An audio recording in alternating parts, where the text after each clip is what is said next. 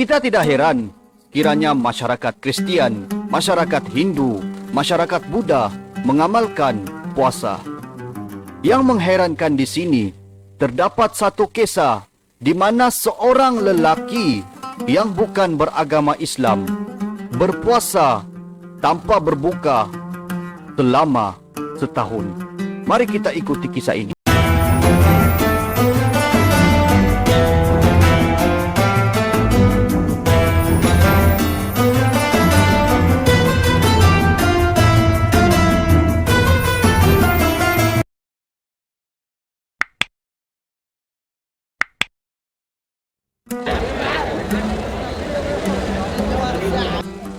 Sempena bulan Ramadan ini, saya ingin membawakan satu kisah menarik mengenai puasa. Walaupun kisah puasa ini tidak sama seperti puasa yang dilakukan oleh umat Islam, namun ia masih merupakan sesuatu yang luar biasa. Puasa melebihi setahun lamanya adalah sesuatu yang luar biasa, malah dianggap sebagai mustahil. Akan tetapi, satu jurnal perubatan lama mempunyai bukti saintifik bahawa pernah ada seorang lelaki yang tidak makan apa-apa selama 382 hari dan terselamat untuk berkongsikan kisahnya. Satu kajian kes yang diterbitkan dalam jurnal perubatan Siswaza I-Diri 1973 mencatatkan kisah luar biasa tentang seorang lelaki Scotland yang sangat gemuk berusia 27 tahun telah berhenti makan selama 382 hari dalam cubaannya untuk menurunkan berat badan.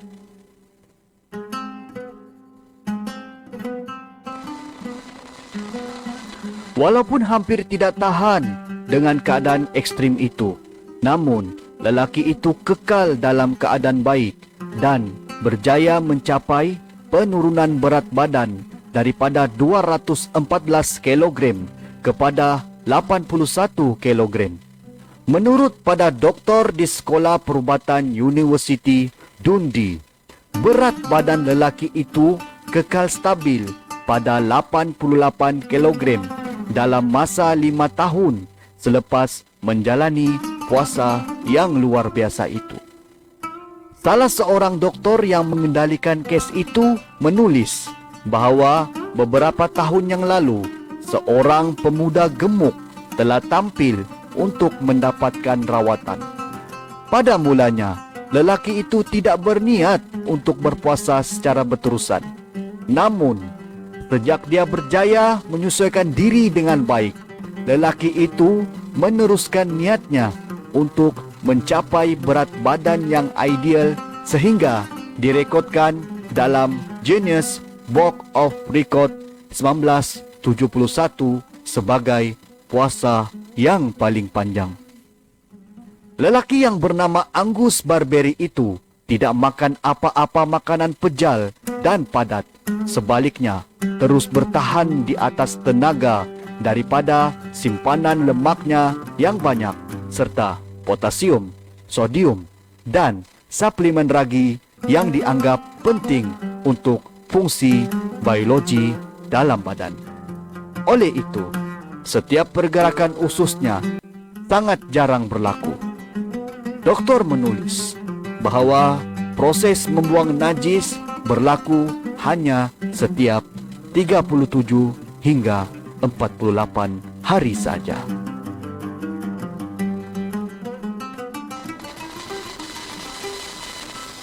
Untuk memastikan kesehatannya diperiksa sepanjang tempoh dia berpuasa, Barbery melawat hospital dengan kerap untuk melakukan ujian darah dan air kencingnya. Doktor menggunakan keputusan ujian ini untuk memperkenalkan suplemen dan membetulkan sebarang kekurangan. Walaupun sukar dipercayai, rancangan ini sebenarnya berjaya dan Barbery kekal dalam keadaan baik.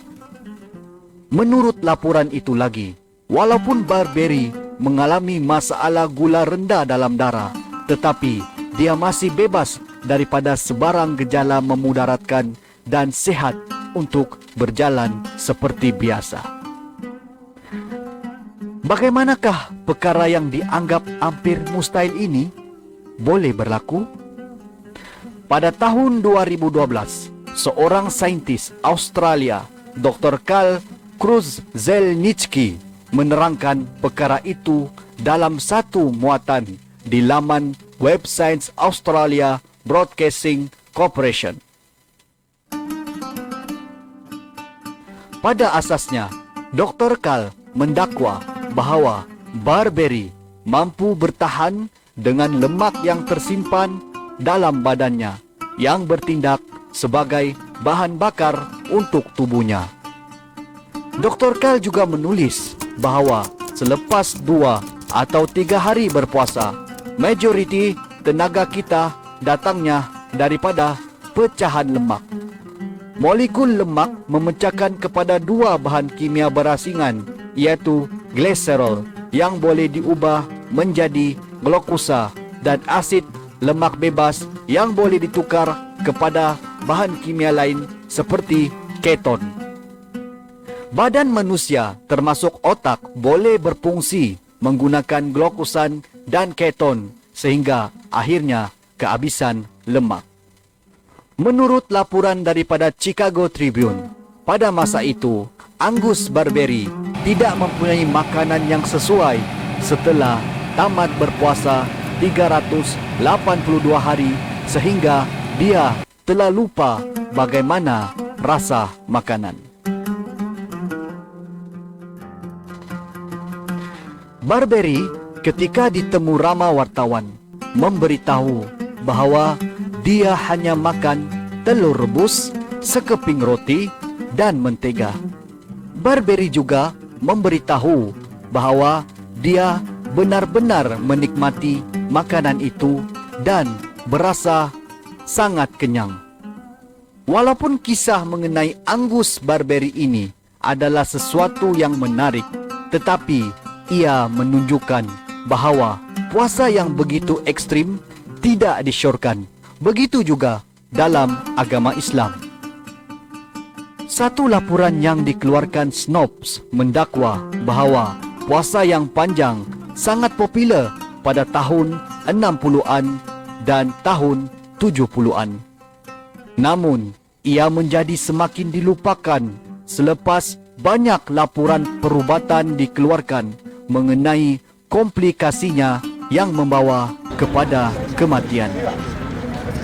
Kini, puasa yang panjang hanya disyorkan sebagai sebahagian daripada rawatan dan diselia oleh doktor. Ia hanya disarankan apabila pesakit itu memenuhi kriteria perubatan tertentu. Selamat berpuasa kepada semua umat Islam. Moga kisah ini menjadi manfaat kepada kita semua agar memanfaatkan ibadah puasa. Jangan sekali-kali kita ponteng di bulan Ramadan ini. Assalamualaikum.